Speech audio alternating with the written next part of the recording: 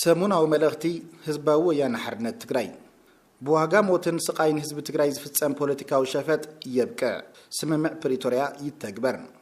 ህዝቢ ዞባ ምዕራብ ትግራይ ብሰንኪ መረበቱ በሓይሊ ጎቢጦም ዝሓዙ ወረርቲ ሓይልታት ንሓሙሽተ ዓመታት ኣብ ቅዳር ኬንዳ ኮይኑ መዓልታዊ ሞትን ስቃይን የተኣናግደሎም ጄኖሳይዳዊ ኩናት ጠጠው ክብል ዝተመዛበለን ዝተሰደደን ህዝቢ ናብ መረበቱ ክምለስ ዝተፈረመ ስምምዕ ፕሪቶሪያ ብሰንኪ ኣባይ መርገጽ መንግስቲ ኢትዮጵያ ክፍጸም ኣይከኣለን ህዝቢ ትግራይ መንግስቲ ኢትዮጵያን ዝኣተወ ስምምዕ ክትግብር ሰላሕታዊ ጄኖሳይድ ከብቅዕ ወረርቲ ሓይልታት ክወጹ ውሕስኑ ተሓልዩ ናብ መረበቱ ክምለስ ኣብ ሞትን ስቃይን ኮይኑ እውን እንተኾነ ብትዕግስቲ ወግሕ ፀብሒ ይሓትተሎ እንተኾነ ግን መንግስቲ ኢትዮጵያ ስምምዕ ፕሪቶሪያ ካብ ዝፍረም ሳልሳይ ዓመቱ ኣብ ዝደፍነሉ ዘሎ እዋን እውን እንተኾነ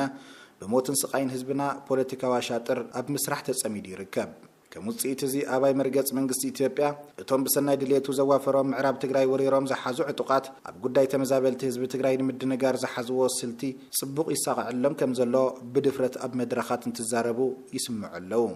ነዚ ናይ ምድንጋር ስልቲ ከም ድፍዑ ኮይኑ ዘገልግሎም ዘሎ ድማ እቲ ብዝኾነ ይኹን ዋጋ ህዝቢ ትግራይ እሙን መገልገል መንግስቲ ኢትዮጵያ ንምዃን ጥራሕ ኣብ ምጉያይ ዝርከብ ጉጅለ ብሄራዊ ክሕደት እዩ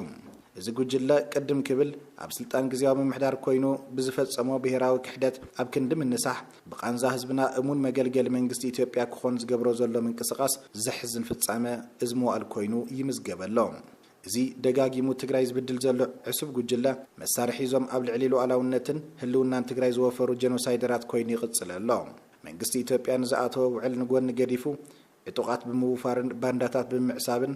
ኣብ ልዕሊ እቲ ምእንተ ሰላም ተጸሚሙ ዘሎ ህዝቢ ትግራይ ዝፍጽሞ ዘሎ በደል ጠጠው ክብል ይግባእ ዝተመዛበሉን ዝተሰደዱን ወገናትና ውሕስኖም ተሓልዩ ናብ መረበቶም ይመለሱ መንግስቲ ኢትዮጵያ ብዝኣተወ ውዕል መሰረት ወረርቲ ከምኡውን ኣባይቲ ህዝብና ሰይሮም ዝኣተው ሰፈርቲ ካብ መሬት ትግራይ ብምውፃእ ጉዳይ ምምላስ ተመዛበልቲ ትካላዊ መስርሕ ሒዙ ብመሰረት እቲ ስምምዕ ክፍጽም ግቡእ ክዋፃእ ይግባእ ማሕበረሰብ ዓለም ኣደራደርቲ ሃገራትን ኣህጉራዊ ትካላትን ድማ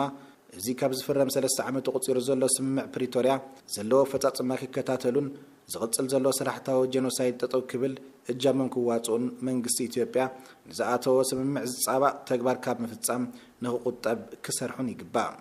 ብሄራዊ ሓድነት ንምውሓስ ሉዓላውነት ዘለኣለማዊ ዝኽርን መጎስን ንስዋዕትና